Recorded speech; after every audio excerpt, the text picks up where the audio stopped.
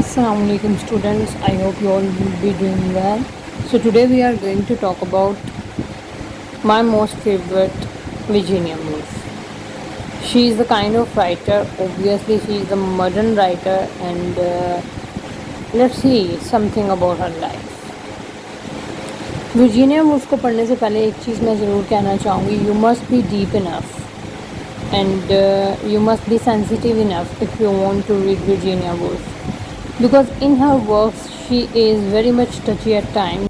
Virginia Woolf obviously because she related to modern era, तो वो जो हैं जी ब्रिटिश नॉवलिस्ट थी, obviously feminist essayist, critic and a central figure of the Bloomsbury group. अब Bloomsbury group आप लोग wonder करोगे कि ये चीज़ क्या, तो ये जो है ये कुछ स्कॉलर्स का ग्रुप था जिसमें E.M. Forster, Ezra Pound, Virginia Woolf and so on including her husband too, ये सब लोग थे। ठीक है, तो वर्जीनिया वुल्फ की अब जो लाइफ स्टोरी है वो कुछ इस तरह से है कि वर्जीनिया वुल्फ जब बहुत ज़्यादा छोटी थी तो इन्होंने अपने फादर को खो दिया और साथ ही साथ अपनी मदर को, then her sister as well as her brother. तो लाइफ में जब बहुत सारी डेथ्स एक साथ एक पर्सन फेस कर लेता है ना, तो वो बहुत ज़्यादा ट्रॉमेटिक और साइकोलॉजिकल हो जाता है। वो शायद अपने बाहर की दुनिया से ज़्यादा ना अपने अंदर की दुनिया में रहना स्टार्ट कर देता है। तो because she is a novelist, अब वो अपने करैक्टर के साथ साथ वैसे ही करैक्टर को लिखना स्टार्ट हो चुकी थी जैसी वो खुद थी या जैसे वो शायद खुद दुनिया को देखती थी। After facing all these kind of deaths, she join that group that was known as Bloomsbury group, और उन्होंने अपने ऐसे लिखने स्टार्ट किए, एक क्रिटिक स्टार्ट की, और बहुत ही कम टाइम में जो है वो अपना नाम बना लिया, because she was related to our well known family, और आप कह सकते हो कि वो वेल्दी थे। दैट्स वाई वो अपनी जो रेपुटेशन थी वो अपने घर में बना पाई थी अपनी लिटरेरी जो है वो वर्क्स की वजह से। Although she was not allowed to go outside the home, और वो अपने घर की लाइब्रेरी से ही जो है वो सब कुछ नॉलेज गेन कर कर अपनी जो राइटिंग है उसको बहुत ज़्यादा इम्प्रूव करती जाती थी और लिखती जाती थी। That is why the basic thing that about which she has written down is feminism, और वो फ़ीमेल की एम्पावरमेंट की बात करती हैं, वो फ़ीमेल के करैक्टर की, उसकी साइकोलॉजिकल कंडीशन की बात करती हैं, वो मॉडर्न एरा के आलमोस्ट उन तमाम फीचर्स की बात करती हैं जो कि उस टाइम पे डिस्कस करने बहुत ज़्यादा ज़रूरी थे, और वो एक वही पर्सन कर सकता है जो कि डीप हो। मॉडर्निज़म के फ़ीचर्स की बात करते हैं तो उसमें हमारे पास जो है इंटीरियर मोनोलॉग आ जाता है, जो कि बहुत ज़्यादा डिस्कस किया गया है वर्जीनिया वुल्फ के वर्क्स में। उसमें स्ट्रीम ऑफ कॉन्शियसनेस आ जाता है, जिसको इंट्रोड्यूस ही ऑलमोस्ट इसने करवाया है, जेम्स जॉयस ने करवाया, who is the writer of Ulysses, और इसने बहुत ही ज़्यादा अच्छे तरीके से जो है साइकोलॉजिकल जितने एलिमेंट्स हैं उनको डिस्कस किया अपने तमाम तरह के वर्क्स में। स्ट्रीम ऑफ कॉन्शियसनेस क्या होता है वो थोड़ा सा मैं आपको बेसिकली पहले बता दूं। फ्लो ऑफ इमोशंस होता है बेटा, जिसमें हम प्लॉट को बहुत ज़्यादा स्ट्रक्चरलाइज नहीं करते हैं, जिसमें हम बहुत ज़्यादा जो हैं वो क्या कह लो आप कि राइटिंग की नॉर्म्स एंड वैल्यूज़ को नहीं देखते हैं। वो फ्लो ऑफ इमोशंस होता है, past present is the amalgamation of emotion, आप कह सकते हो, एक ही टाइम पे आपको मिल जाता है। बेस्ट एग्जांपल अगर आप लोगों को मैं दूँ तो वो मिस्टर चिप्स हैं। ठीक है, आप सब लोगों ने सेकेंड ईयर में पढ़ा हुआ होगा ऑब्वियसली। तो वो जो है वो स्ट्रीम ऑफ कॉन्शियसनेस में लिखा गया है हार्डी के थ्रू। अब वो क्यों लिखा गया है इस तरह से, क्योंकि वो सारी लाइफ को डिस्कस करता है। कभी मिस्टर चिप्स जो है वो अपने प्रेजेंट को सोचने लगता है, कभी पास्ट को सोचने लगता है, and so on, and this is how Virginia Woolf writes, और शफल कर देती है टाइम को, and that was the main feature of modernism as well. So from the appearance of her first novel in 1915, Virginia Woolf's work was received with respect, an important point since she was extremely sensitive to criticism. Descendant of a distinguished literary family, member of the Bloomsbury group, herself an experienced critic and reviewer, she was taken seriously when she has written down those works. An artist, obviously. Nevertheless, her early works were not financially successful. She was 40 before she earned a living from her writing. From the start, a rather narrow territory of her novels precluded broad popularity. Peopled as they were with sophisticated, sexually reserved, upper middle class characters finally attuned to life. अब ये सारी वो चीज़ें हैं, वो trades हैं characters के, जो कि बताया जा रहा है कि वर्जीनिया वुल्फ ने किस तरह की जो है वो राइटिंग लिखी थी अपनी लाइफ में, ठीक है. And now in her characters their sensibilities and relatively insulated from the demands of mundane existence. When in Jacob's room she first abandoned the conventional novel to experiment with the interior monologues and lyrical poetic devices which characterize her mature method, and she also began to develop a reputation as a difficult or different writer, you can say. अब यहाँ पे हमें पता चलता है कि उसने किस किस तरह की जो है वो डिवाइसेस को भी यूज़ किया है, ठीक है. तो उसने यूज़ किया है जी यहाँ पे इंटीरियर मोनोलॉग को, जिसमें जो कैरेक्टर्स होते हैं ना वो बाहर की दुनिया से ज़्यादा अंदर की दुनिया में गुम होते हैं. अगर आप इसका जो है वो टू द लाइट हाउस पढ़ेंगे तो उसमें भी जो कैरेक्टर्स हैं या नेकलेस का गुम हो जाना, जो पूरी स्टोरी है वो भी इसी तरह से है. जो कैरेक्टर्स हैं वो खुद में गुम रहते हैं, बाहर की दुनिया में लोगों के साथ बातें तो करते हैं लेकिन अंदर की दुनिया में ज़्यादा खुद से बातें कर रहे होते हैं. तो वो इन अ सेंस वर्जीनिया वुल्फ का खुद का कैरेक्टर ही हमारे सामने आता है, how she may have lived in her own life.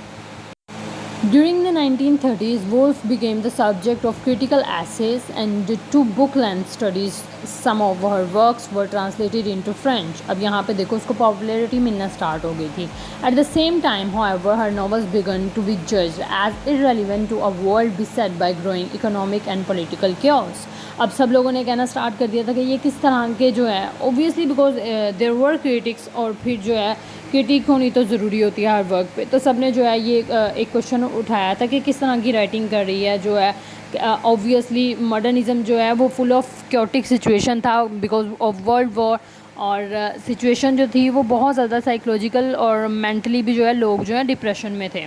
तो they were like if she is writing in that way तो that is not the catharsis of emotions, but somehow they didn't know about the fact कि यही चीज़ें catharsis of emotions होती हैं, क्योंकि हमारी अपनी लाइफ में भी यही सब चल रहा होता है ना. हम बातें किसी और से कर रहे होते हैं, हम सोच कुछ और रहे होते हैं, हम होते कहीं पे हैं लेकिन हम कहीं और ही होते हैं. क्या बात कह दी है ना. Anyhow, let's move on.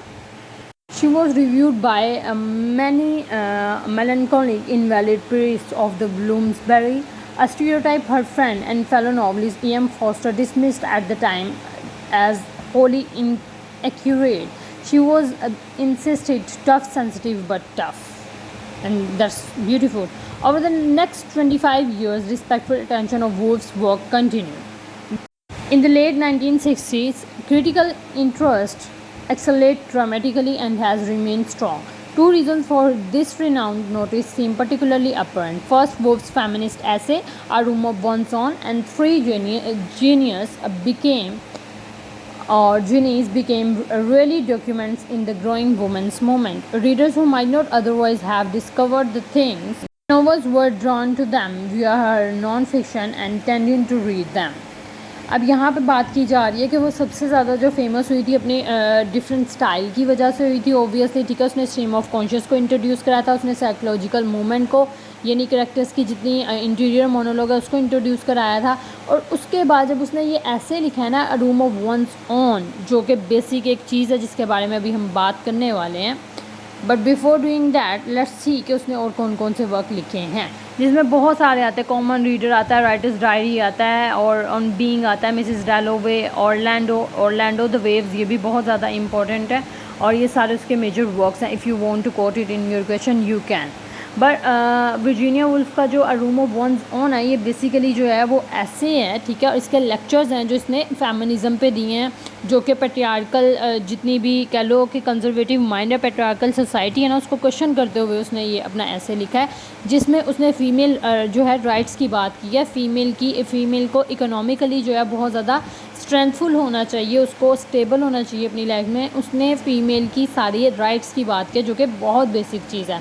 One of the best known and the most prominent writers of the modern movement in literature, Virginia Woolf has made a lasting impact on 20th century fiction and feminism. Woolf's lyrical stream of consciousness style may seem confusing at first, but once you get accustomed to it and you can approach it You will find yourself reading some of the loveliest, smartest prose around if you're open to it.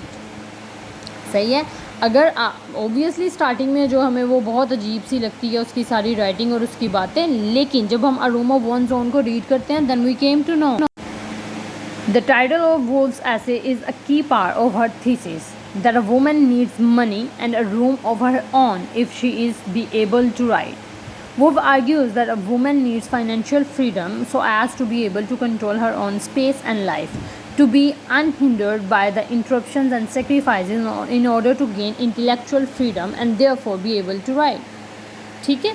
अब यहाँ पे देखो वो ये बात करी है कि एक जो फीमेल है ना उसको वैसी कह लो एक रिस्पेक्ट नहीं मिलती है in the literary scenarios of life, क्योंकि जब वो जिस टाइम पे लिख रही थी साथ ही जो है वो विक्टोरियन इरा भी चल रहा था और फिर मॉडर्निज़म और ये सारी चीज़ें, और वहाँ पे भी यही कहा जाता था कि जो फीमेल है ना वो बस जो है सबमिसिव है, वो बहुत ज़्यादा जो है वो घर तक रहे, वो बाहर ना निकले. और ऐसी बहुत सी शायद जो हैं वो राइटर्स होंगी या पोइट्स होंगी जिनको दबा दिया गया था और शायद वो अब यहाँ हमारे बीच ना हो, जिनमें से एक जो है वो जेम जॉयस भी है. Anyhow, that was all the overview of her writing. और A Room of One's Own जो है इंशाल्लाह इस पे आपको एक फुल फ्लैज जो है वो लेक्चर मिल जाएगा इंशाल्लाह टुमारो. तो स्टे ट्यून्ड. एंड इसके अलावा एक ट्रेजिक चीज़ है जो मैं ज़रूर शेयर करना चाहूँगी आप लोगों को. The people among you who are very much deep would might just fall into it. ये डेथ नोट है. Virginia Woolf, when she was at the age of 59, she commits suicide. और सुसाइड करने की जो वजह है वो might be possible she has written down in this death note. I would recommend you people to read it when you would be alone, not in negative terms obviously but in positive terms, to just know that how much deep she was from within as well as from outside. So thank you so much students. That was all. Inshallah we'll meet in our next lecture. Till then, take care. Allah Hafiz.